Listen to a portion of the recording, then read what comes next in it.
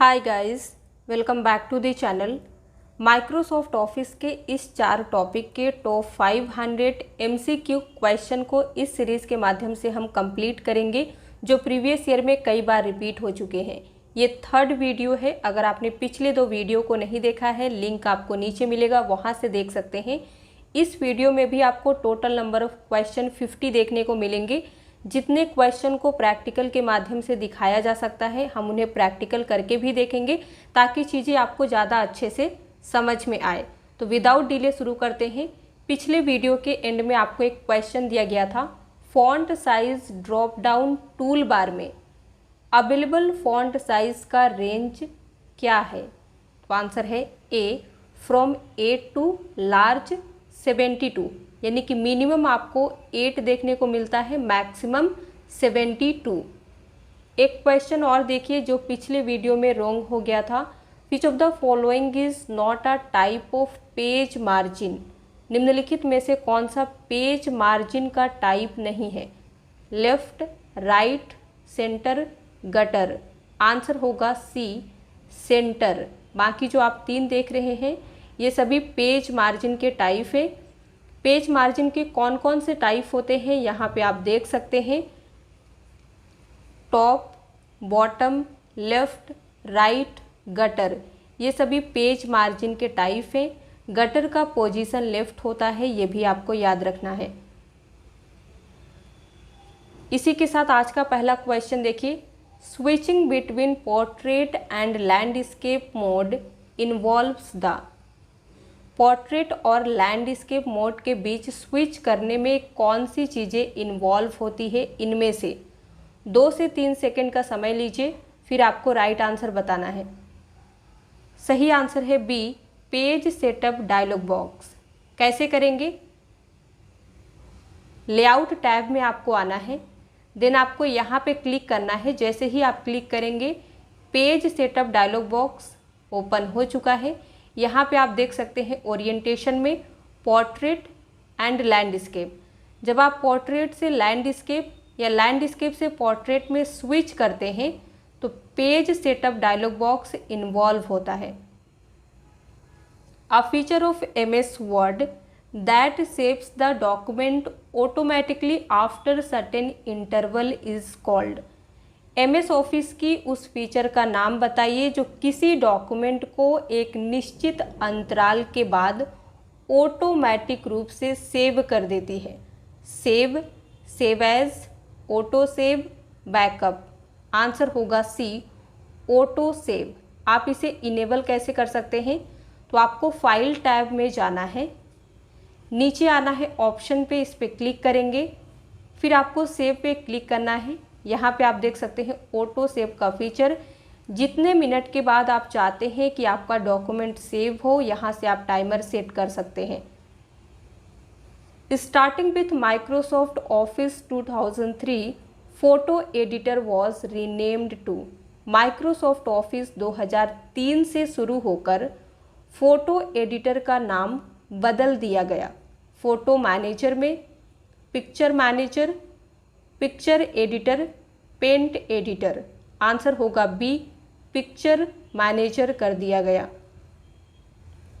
Which of the following is not a type of MS Access database object? निम्नलिखित में से कौन सा MS एक्सेस डेटाबेस ऑब्जेक्ट का एक टाइप नहीं है? Table, form, worksheets, modules. Answer होगा सी, वर्कशीट्स। ये MS एक्सेस डेटाबेस ऑब्जेक्ट का टाइप नहीं है, ये स्प्रेडशीट का टाइप है।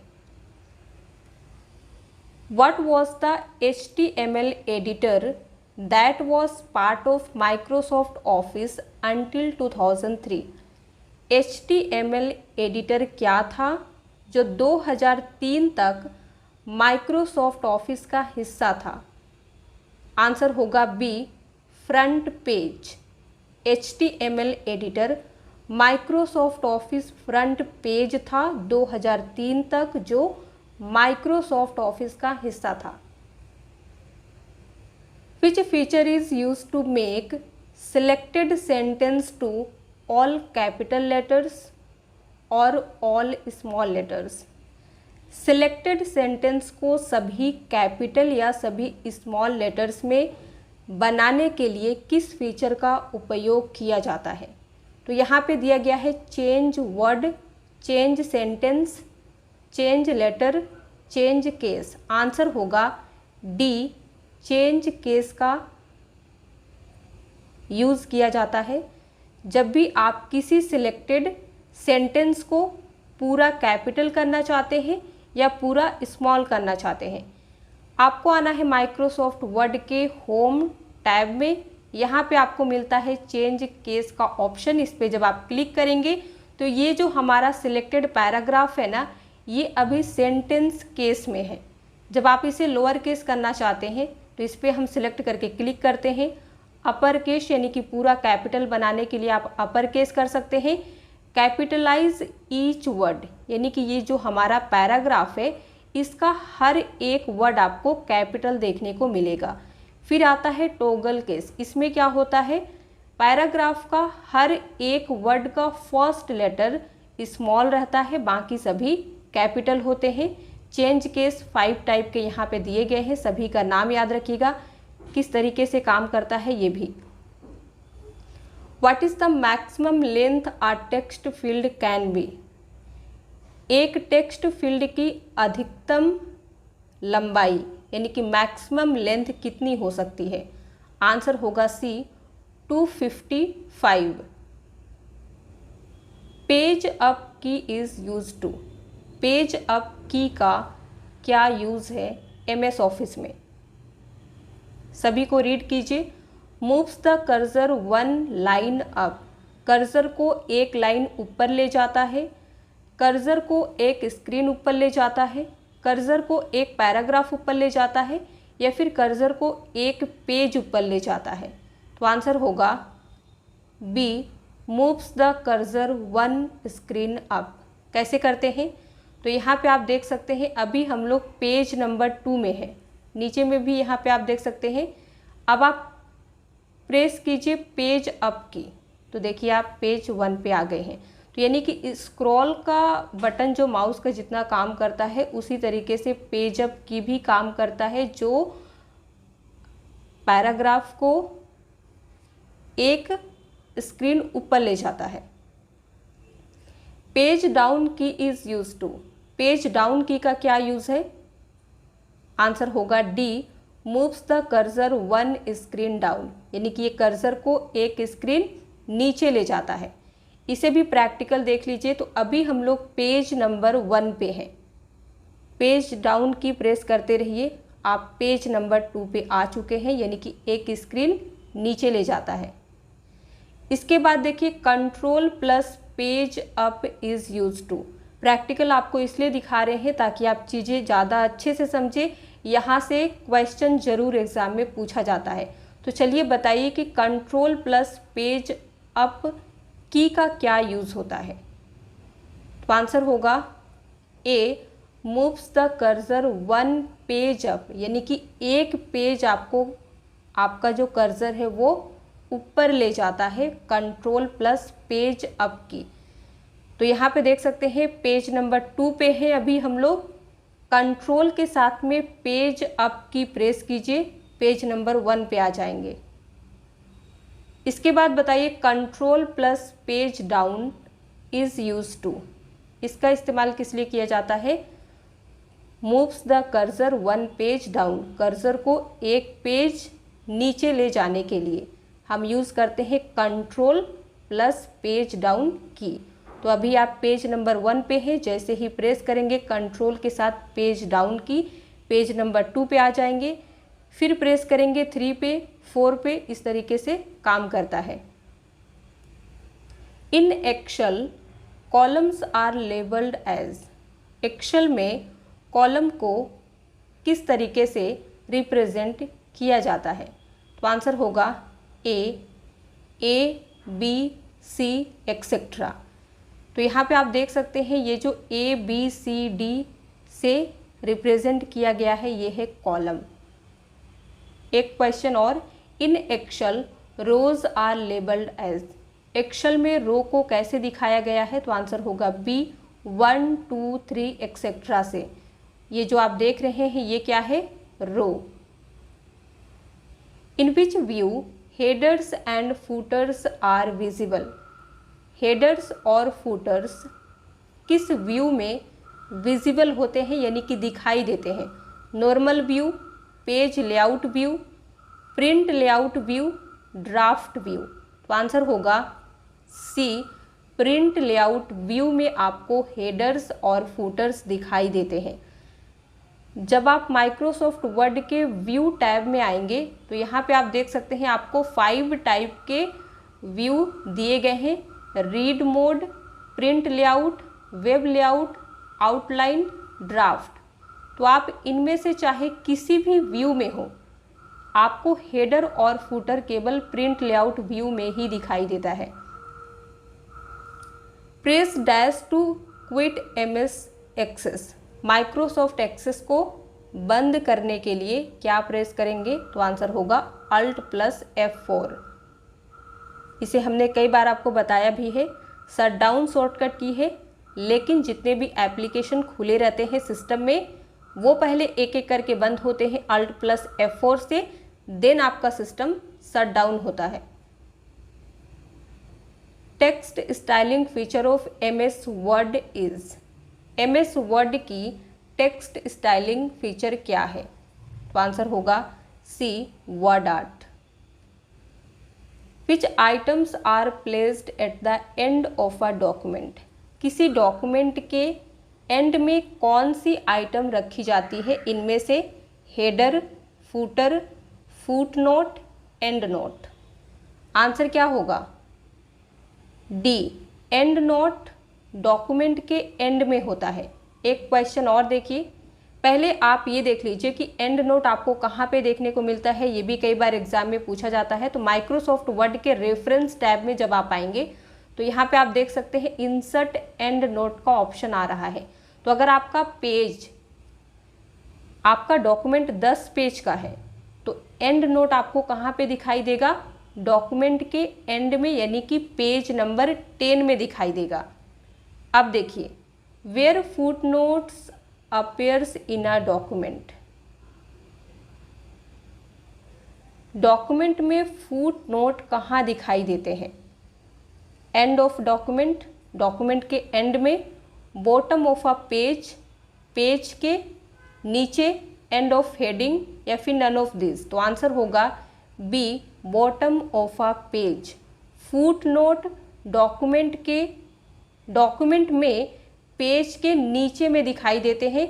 अगर यही एंड नोट पूछेगा तो वो डॉक्यूमेंट के नीचे में दिखाई देता है, लेकिन फुट नोट पेज के नीचे में दिखाई देता है। क्लियर हो गया होगा उम्मीद करते हैं। अगर कोई भी डाउट है तो एक बार दोबारा सुनिएगा। तो यहाँ पे आप देख सकते हैं रेफरेंस में आपको आना है, फुट नोट के लिए आप यहाँ पे क्लिक करेंगे तो फुट नोट इंसर्ट हो जाएगा। To change line height to 1.5 we use shortcut key. Line की ऊंचाई को, यानी कि हाइट को 1.5 में बदलने के लिए हम कौन सी शॉर्टकट की का इस्तेमाल करते हैं, आंसर होगा डी, Ctrl+5। माइक्रोसॉफ्ट वर्ड, यहाँ पे पैराग्राफ लिखा गया है, तो अगर आप लाइन की हाइट को 1.5 में चेंज करना चाहते हैं तो कंट्रोल के साथ में 5 प्रेस करेंगे तो आप देख सकते हैं आपके सिलेक्टेड पैराग्राफ के लाइन का हाइट 1.5 हो चुका है। यहाँ पे क्लिक करके भी आप प्रूफ देख सकते हैं। A number of letter that appears little above the normal text is called. Normal text से थोड़ा ऊपर दिखाई देने वाली नंबर क्या कहलाती है? सही आंसर होगा ए, सुपरस्क्रिप्ट। आप देख सकते हैं पैराग्राफ लिखा गया है, यहाँ पे है O2X3। तो ये जो 2 है, अगर आप इसे सुपरस्क्रिप्ट में बदलना चाहते हैं तो पहले सिलेक्ट कीजिए, फिर ये है सुपरस्क्रिप्ट का सिंबल, इस पर क्लिक करना है। तो आप देख सकते हैं आपका जो नॉर्मल टेक्स्ट है यहाँ पे है और नंबर इससे थोड़ा ऊपर दिखाई दे रहा है, इसी को कहते हैं सुपरस्क्रिप्ट। एक क्वेश्चन जो और पूछा गया है, A number of letter that appears little below the normal text is called. वो नंबर जो नॉर्मल टेक्स्ट से थोड़ा नीचे दिखाई देता है उसे क्या कहा जाता है? सब स्क्रिप्ट। सेम वही फॉर्मूला है। सबसे पहले आपको सिलेक्ट करना है। सिलेक्ट करने के बाद ये है सब स्क्रिप्ट का ऑप्शन, इस पर क्लिक करेंगे तो आपका ये जो 3 है ये नीचे आ जाएगा। The process of removing unwanted part of an image is called. जब आप कोई भी इमेज इंसर्ट करते हैं उसमें कई सारे ऐसे पार्ट होते हैं जो आपको ज़रूरत नहीं होती है, तो अगर आप उसे रिमूव कर रहे हैं, हटा रहे हैं, तो इस प्रोसेस को क्या कहते हैं? आंसर होगा सी, क्रॉपिंग, यानी कि क्रॉप कर रहे हैं। To apply centre alignment to a paragraph we can press. किसी पैराग्राफ पर सेंटर अलाइनमेंट अप्लाई करने के लिए हम क्या प्रेस कर सकते हैं? आंसर होगा डी, Ctrl+E। Ctrl+E सेंटर की शॉर्टकट की होती है। जिस भी पैराग्राफ को आप सेंटर करना चाहते हैं सिलेक्ट कीजिए, Ctrl+E प्रेस कीजिए, वो सेंटर में आ जाएगा। In one to many relationship the table is one side is called dash and on many side is called dash. Question को ध्यान से समझिए। वन टू मेनी, एक से अनेक रिलेशनशिप में एक साइड की टेबल को क्या कहा जाता है और मेनी साइड की टेबल को क्या कहा जाता है? आंसर होगा A, parent child. One to many relationship में एक साइड की टेबल को पेरेंट और मेनी साइड की टेबल को चाइल्ड कहा जाता है। The space left between the margin and the start of a paragraph is called. Margin और पैराग्राफ की शुरुआत के बीच बचे स्पेस को क्या कहा जाता है? Spacing, gutter, indentation, alignment. Answer होगा सी, इंडेंटेशन। यहाँ पे आप देख सकते हैं आपका पैराग्राफ है, पैराग्राफ यहाँ से शुरू हो रहा है और मार्जिन यहाँ से शुरू हो रहा है, तो ये जो स्पेस बचा है इसी को कहा जाता है indentation. We can insert a page number 8। हम पेज नंबर कहाँ इंसर्ट कर सकते हैं? हेडर में, फूटर में, both, none of this. Answer होगा सी, हेडर और फूटर दोनों में पेज नंबर इंसर्ट किया जा सकता है। Which field type will you select if you need to enter long text in that field? ये भी माइक्रोसॉफ्ट एक्सेस का क्वेश्चन है।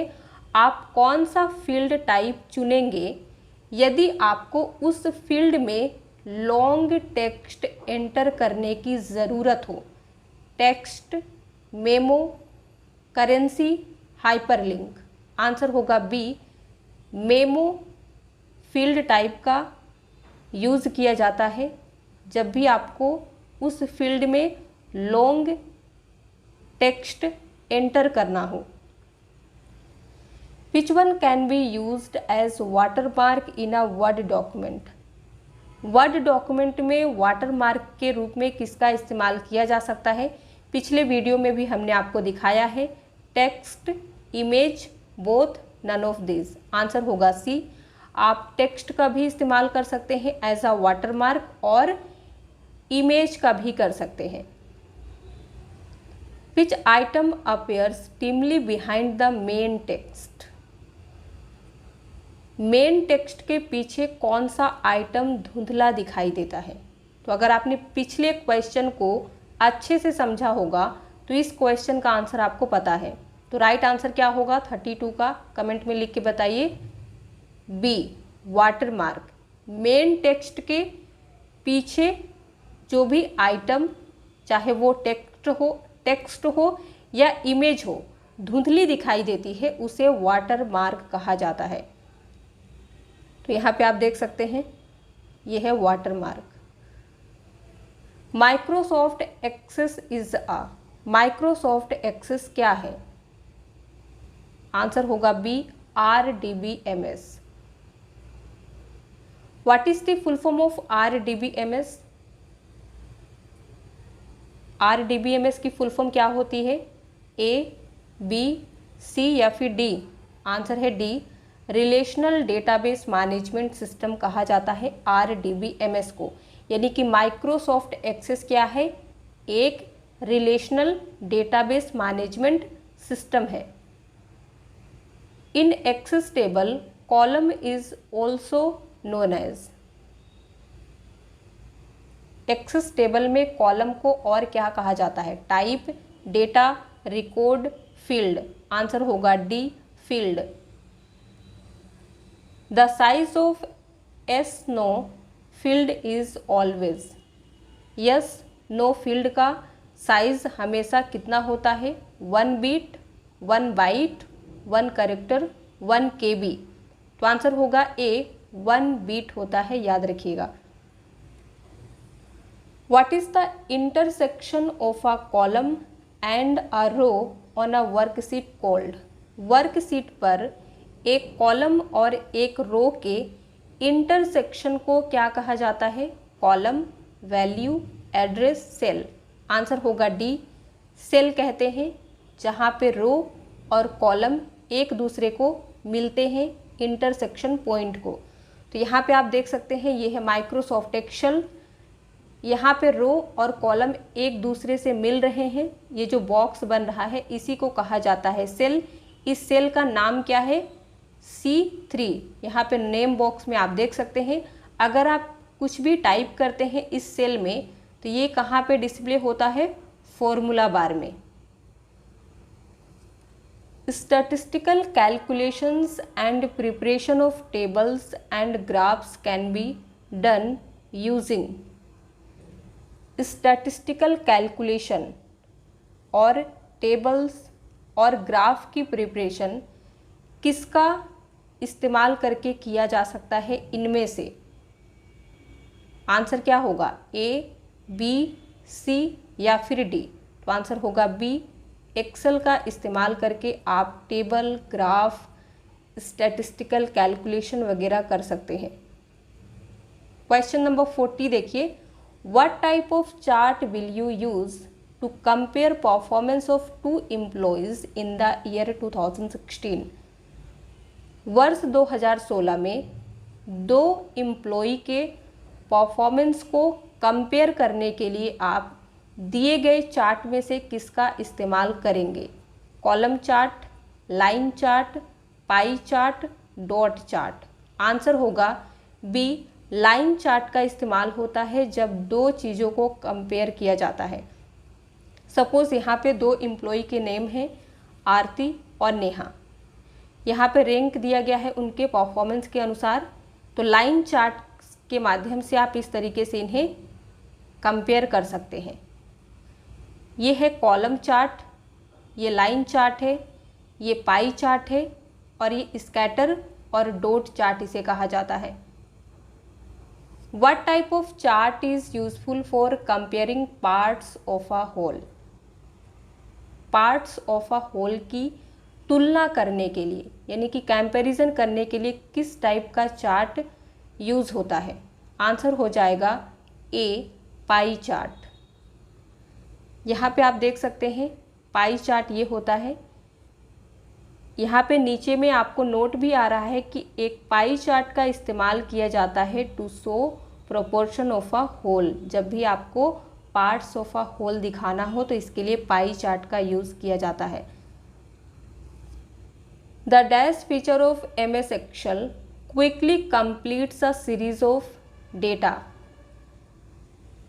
दिए गए फीचर में से एक्सेल का कौन सा फीचर है जो सीरीज ऑफ डेटा को बहुत ही जल्द कंप्लीट करता है?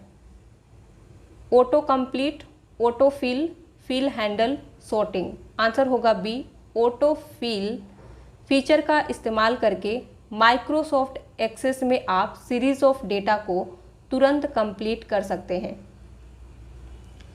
What are inserted as cross reference in Word? Word में क्रॉस रेफरेंस के रूप में क्या इंसर्ट किया जाता है? Placeholders, bookmarks, objects, Word fields. Answer होगा डी, वर्ड फील्ड्स का यूज़ होता है वर्ड में क्रॉस रेफरेंस के रूप में। तो यहाँ पे आप देख सकते हैं वर्ड में आना है, रेफरेंस टैब में यहाँ पे मिलेगा क्रॉस रेफरेंस, यहाँ से आप इंसर्ट कर सकते हैं। शॉर्टकट की Ctrl+P used to. MS office में Ctrl+P का इस्तेमाल किस लिए किया जाता है? Open paragraph dialog box, open page format dialog box, save as dialog box open करने के लिए, या फिर प्रिंट डायलॉग बॉक्स को ओपन करने के लिए। आंसर होगा D, open print dialog box. देख सकते हैं यहाँ पे जैसे ही आप Ctrl+P प्रेस करेंगे तो प्रिंट डायलॉग बॉक्स ओपन होता है। यहाँ से आप जो भी सेटिंग करना चाहते हैं, कितनी कॉपी बनाना चाहते हैं, पेज का साइज कौन सा होगा, ये सभी चीज़ें सेट कर सकते हैं। पेज ओरिएंटेशन कैसा होगा, सब कुछ प्रिंट डायलॉग बॉक्स से कर सकते हैं setup. Shortcut Ctrl+T used to. Ctrl+T का इस्तेमाल किस लिए होता है? आंसर होगा बी, हैंगिंग इंडेंट।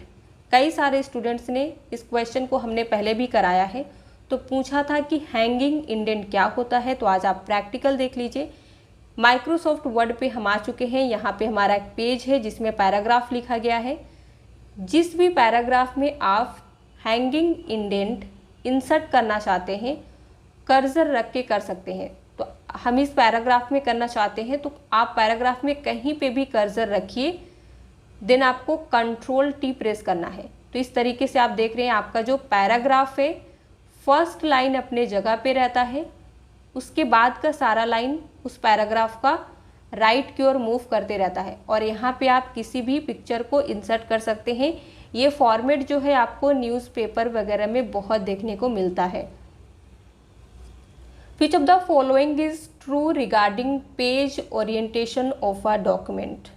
अगर आपने पेज ओरिएंटेशन को अच्छे से समझा है अब तक, तो बताइए दिए गए स्टेटमेंट में से कौन सा सही है पेज ओरिएंटेशन के बारे में। A, page orientation can be changed at any time. Page orientation को किसी भी समय बदला जा सकता है। B, page orientation of document determines by printer. Document का पेज ओरिएंटेशन प्रिंटर द्वारा डिटरमाइन किया जाता है। C, page orientation must be set before start typing. Typing शुरू करने से पहले पेज ओरिएंटेशन सेट होना चाहिए। यानी कि अगर आपने टाइपिंग स्टार्ट कर दिया है तो आप पेज ओरिएंटेशन में चेंजेस नहीं कर सकते हैं।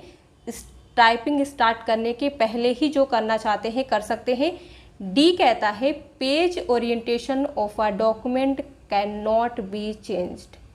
किसी डॉक्यूमेंट का पेज ओरिएंटेशन नहीं बदला जा सकता है।